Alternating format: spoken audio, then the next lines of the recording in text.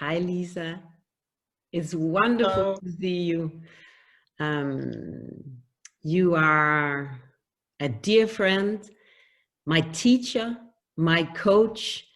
And so I'm so excited that you are the one going to speak about the third step of transformation.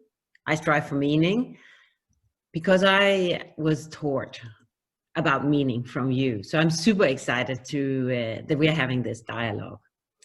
So the first thing I want to ask you about is what made you go on a transformational journey? So I didn't really choose to go on a transformational journey. It chose me. And when I was 40 years of age, I was a workaholic. I was a perfectionist. My whole identity was wrapped up in achieving and kind of reaching some pinnacle. And I got really sick with pneumonia, and I was out of work for about 6 months. So my wake-up call really came as a result of getting quite sick.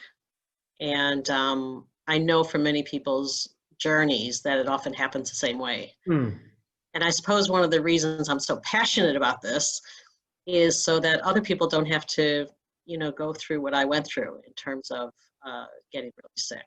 So the key thing is that, once these transformational journeys start, you can't really go back. And what I realized was that kind of wake-up call, that journey, that upset, who would have thought that would have ended me up where I am now? Yeah, yes. So this step 3, I strive for meaning. How has that impacted your life, both professionally and privately? I was thinking about this because I actually remember the exact moment that this happened, when I was a marketing consultant and I had got trained in this work, but I wasn't planning to go into this. And I was planning my next year's budget, and I was going to overachieve and exceed customer expectations, boom, boom, boom, boom. And I remember this voice in my head, and it said, "When will you be enough?" And in that moment, I made the choice to go from being self-focused to helping others.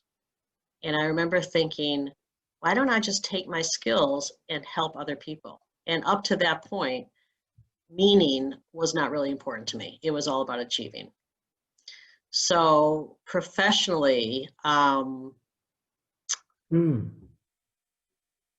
it is my purpose. My purpose now is to help people find their life purpose, their soul purpose, and to trust their inner wisdom. Now, that wouldn't have happened had I not had that huge upset. So it has dramatically changed my professional life. My whole life now is devoted to helping people find their purpose. I know that. You helped me find mine. It was a great moment. But Lisa, you make me curious. You say the shift was from achieving to meaning. Can they coexist, achieving and meaning? Well, yes, but it's which one's in front. Yes. Say more about that. So achieving is more the ego, and the meaning is the soul, and who's in the driver's seat. Yeah. So if you've got the ego in the driver's seat and the higher self, or so, whatever you call it, in the background, it's really hard work. You're getting there, but it's exhausting. Whereas if you've got the soul in the front, which is real fulfillment, and the ego is so important because it's the drive, right? So the real question is, which one do you have in front? So there's absolutely nothing wrong with achievement, but achievement probably sounds different from a place of meaning. It probably sounds more like flow, connection. When you are achieving in your purpose, it's effortless. I think you've written that in your book. It's effortless flow. So it doesn't feel like hard work. Now that's the cool thing about it. So I'm super passionate about this. Does it have business relevance? When we strive for meaning, can we actually crack more problems? Is this a way to turn challenges into opportunities? You know what, I don't know. Can I tell a little story here? Yeah, of course you can. So one of the things I'm just absolutely most proud of is I was coaching a guy. He was a senior partner for one of the big consulting firms. And he came to me at about, maybe he was about 48, 50, and he was at the top of his game, highest achievement, you know, really seen very favorably in the organization. And he said to me, he said, I'm lost.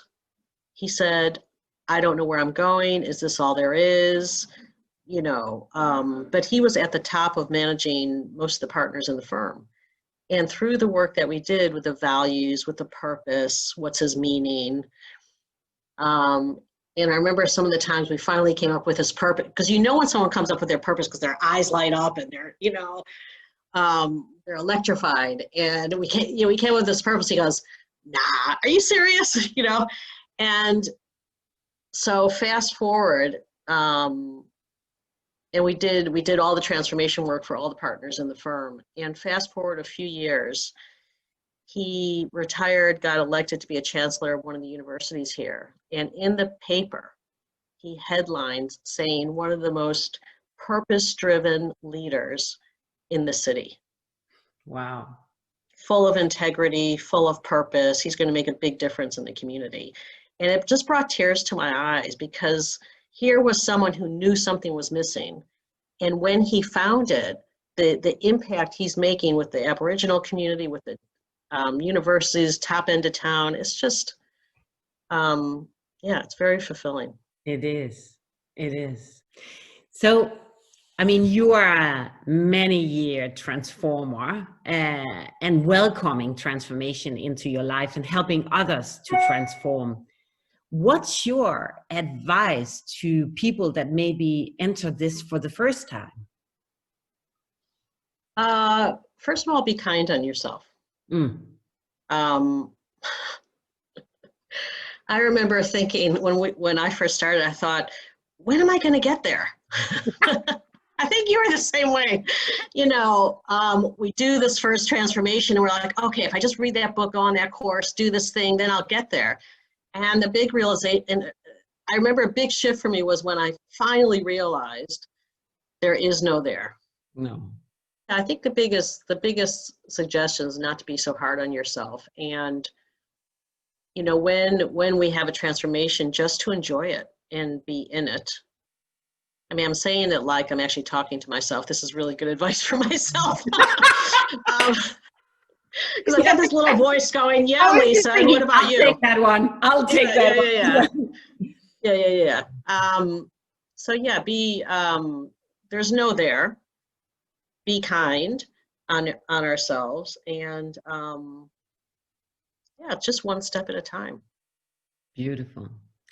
Thank you. Thank you, Lisa, for your time. Thank you for your wisdom, not only today, but always.